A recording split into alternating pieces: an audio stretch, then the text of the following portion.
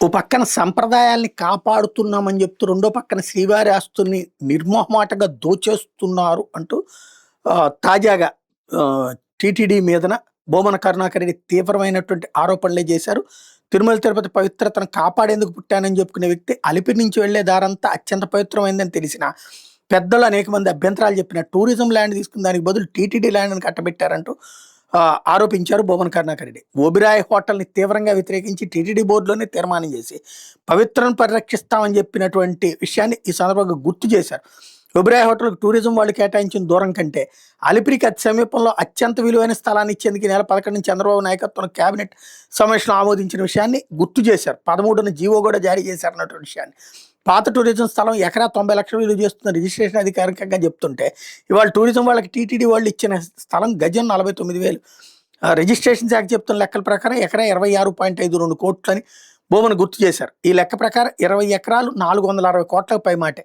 Tourism శాఖ నుంచి తీసుకున్న ఆ భూమి ఖరీదు ప్రభుత్వ లెక్క ప్రకారం 18 కోట్లు అన్న విషయాన్ని బోమను గుర్తు చేశారు. టీటీడీ అంటే దేవుడి స్థలాన్ని ఓబిరాయికి ఇస్తున్న స్థలం విలువకి సంబంధించినటువంటి అంశాన్ని ఇక్కడ ప్రధానంగా ప్రొజెక్ట్ చేసుకొచ్చారు. 460 కోట్లు అని ఆయన స్పష్టం చేశారు. అంతేకాకుండా స్థలం లీజు మొత్తాన్ని కూడా ప్రభుత్వం మాఫీ చేసిందని ఆరోపించారు.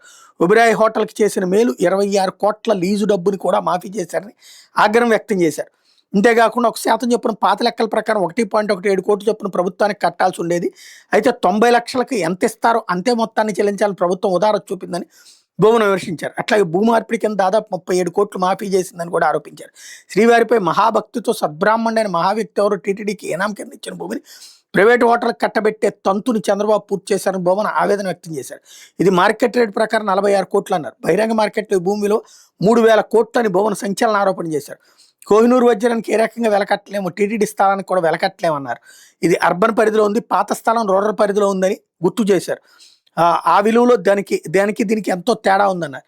శ్రీవారి పేరు చెప్తూ టీటీడీకి చంద్రబాబు ఎసరు పెట్టారని ఆరోపించారు. 3,000 కోట్ల విలువైన స్థలాన్ని అప్పరంగా కట్టబెట్టారన్నారు. ఓబిరాయ్ హోటల్ వాళ్ళు ముంతాజ్ హోటల్ పేరును మార్చారన్నారు. స్వర అనే పేరు పెట్టారు.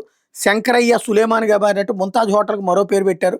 ఇలా పేరు మార్చి పెట్టాలని చంద్రబాబు చెప్పుకుంటారని ఆరోపించారు. ఆ తర్వాత తతంగం అంతా నడిపించారన్నారు. నెల 5 రిజిస్ట్రేషన్ చేస్తే ఈసీలో కనిపించలేదన్న. స్టాంప్స్ రిజిస్ట్రేషన్ వెబ్సైట్లో నిల్లని కనిపిస్తోందని ఆరోపించారు. దాపరికం ఎందుకని ప్రశ్నించారు.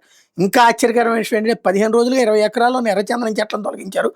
వర్క్ ఆర్డర్ లేకుండా జరుగుతున్న పనులు తానెళ్ళి పరిశీలించినట్టు భూమన గుర్తు చేసి చెప్పుకొచ్చారు. ఇదేంటని తాను ప్రశ్నిస్తే కలెక్టర్ ఆదేశాల మేరకు చేస్తున్నామని సమాధానం వచ్చిందన్నారు. టూరిజం భూమి తీసుకుని టీటీడీ రెవెన్యూ భూమి ఉండగా విలువైన తమ ల్యాండ్ ఎందుకు ఇచ్చారని ఆయన ప్రశ్నించారు. తిరుపతి చుట్టుపక్కల 100 ఎకరాల రెవెన్యూ భూమి ఉన్నప్పటికీ అత్యంత విలువైన భూమిని ఎందుకు ఇవ్వాలని ఆయన నిలదీశారు. దాన్ని ఎలా సమర్థించుకుంటారని ప్రశ్నించారు. పరకామణి చోరీ కంటే 100 రెట్లు దోపిడీ కాదా అని ప్రశ్నించారు. ఎవరైనా దేవుడికి కానుకలు సమర్పిస్తారు, కానీ దేవునికి సంబంధించిన వేల కోట్ల ఆస్తిని ప్రైవేటు వ్యక్తులకి దారాదత్తం చేయడం ఏంటని నిలదీశారు. మరీ ముఖ్యంగా సనాతన ధర్మం గురించి నీతులు చెప్పే పవన్ కళ్యాణ్కి సంబంధించిన అటవీ భూమి, అలాగే జనసేనకి సంబంధించిన కందులు దుర్గేష్ పరిధిలో టూరిజం శాఖకు సంబంధించిన భూమికి అప్పరంగా కట్టబడ్డ వెనక మతలబ్ ఏంటంటూ నిలదీశారు.